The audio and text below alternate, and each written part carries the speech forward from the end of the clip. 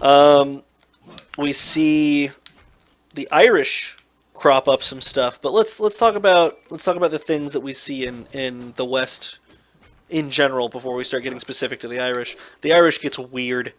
No, so like werewolves and vampires and special mention real quick. Zombies are not actually a Western phenomenon. They are a Haitian voodoo thing. I'm sorry. I don't mean to call it a thing. A Haitian voodoo belief. In fact, the word is actually French Haitian. I want to say.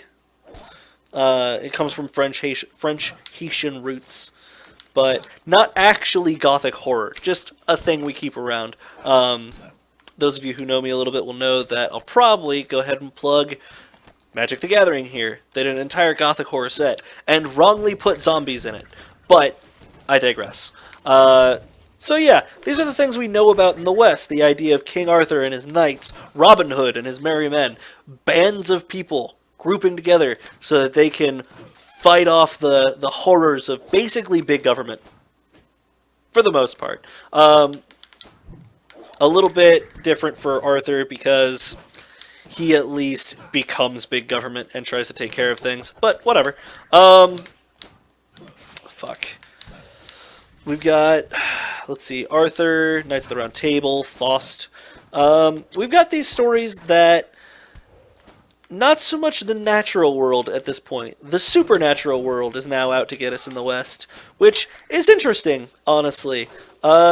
Supernatural stuff in other mythologies didn't really have that sort of edge to it. You didn't really see a lot of stories in Greek mythology about satyrs or fauns just constantly trying to kill you. The one couple of things, I guess, in Greek that did harpies and Charybdis? Yes, Charybdis. That's about it, though. Well, Cyclops. Okay. We've always been afraid of the supernatural trying to kill us, I suppose. But, for the most part, it's never the supernatural may invade and kill us all. It's mostly the supernatural really doesn't want us getting around its toys. But, in this particular instance, we're very worried about where our things that we weren't concerned about before, diseases, plagues, things like that. So this is the time frame where we see things like whole groups of, or where we see like, oh, the beast among us, the hateful, evil creatures that will come from ourselves and kill us. This is when we're afraid of us, damn it. This is when we're like, man, we are some pretty terrifying motherfuckers. Except in Ireland. In Ireland, we're still afraid of the world killing us, only now it's gotten scarier. So, here's how this goes. The Irish have a lot of myths and legends that are very Greek. Which is interesting, because the Irish really didn't have that much interaction with the Greek, or anything like the Greek. The Romans for a little bit, but for the most part, they were doing their own shit. So you see things in Irish myth and legends and lore that's basically like if Greece and Egypt had a... Or no, was it Greece? Oh, not Greece and Egypt. I'm dumb. Greece and Japan had a baby. You see things like the natural world really hates us because there's changelings, things that'll creep into our beds and look like us but aren't us, and they kill our kids. Or fairies, which are crazy, weird, trans-dimensional, gonna tear us off into the night and consume our, I don't know, tears and dreams. Or the Marrow, which are basically merfolk. They're basically mermen, just chilling in the waters, waiting to rip us out of our boats and hurt us in some way. Or leprechauns. I don't really have much for that. Leprechauns, they've got money. We don't have that money. Let's get that money, I guess. I don't know. I don't really look into leprechauns all that much, I'm not going to lie. Just saw that they were a thing for this one. Knew they were a thing, I suppose. They were leprechauns, we all fucking know. So, Not while I'm talking. So, Ireland keeps that sort of tradition of, the terror of the wilds and men being able to combat the wilds, like the story of Cuchulainn and his really weird adventures. He gets a spear that I might be thinking of another guy. Pretty sure it's him though. He gets a spear that nobody can stop or can refuse to take a cut from. He gets a spear that was really poorly worded, and I apologize for this. No, he gets one spear that no man can survive a blow from.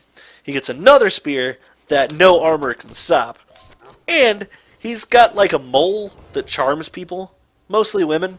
The Irish really liked sleeping around all the time. Kind of slutty. Moving on. So, that's the West during this time frame. Still very scared of nature, but mostly the nature of us, with the exception of Ireland, naturally, who is just fucking scared of everything and thinks we're the bomb skillet. But for the most part, pretty casual, pretty normal things right now. But that leads us into the Renaissance. The Renaissance and the early industrial eras. This is where things get fun, so to speak. This is where we see things like Frankenstein, or Dracula, or Dr. Jekyll and Mr. Hyde. It's that fear of ourselves taken to new heights, taken to new specifics, made more terrifying, and that there's more of it that we just can't see or deal with. Fears of science, fears of our own burgeoning sexuality, fears of our own disease, for the most part. Fear of disease, fear of science again. But we also get things in this time frame, like Sherlock Holmes. And yeah, Sherlock Holmes is a story, but under the classifications we've set right now, stories that have stuck with us for a long time, for eons even, stories that we still tell each other today just to have fun, stories that entertain us, stories that speak to us in some way. So he works. He's mythology as far as I'm concerned. To hell with that boss.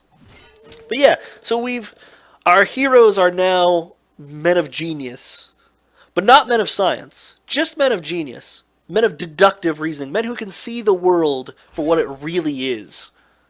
And our villains are us. They're all of us. They're everything that we do. Science, the gripping fear of what we could do if we just let slip our morality for a minute. Diseases that we can't even see, that we don't even fully understand. Giant knife. These things are the things that terrify us. And our villains at these times show that.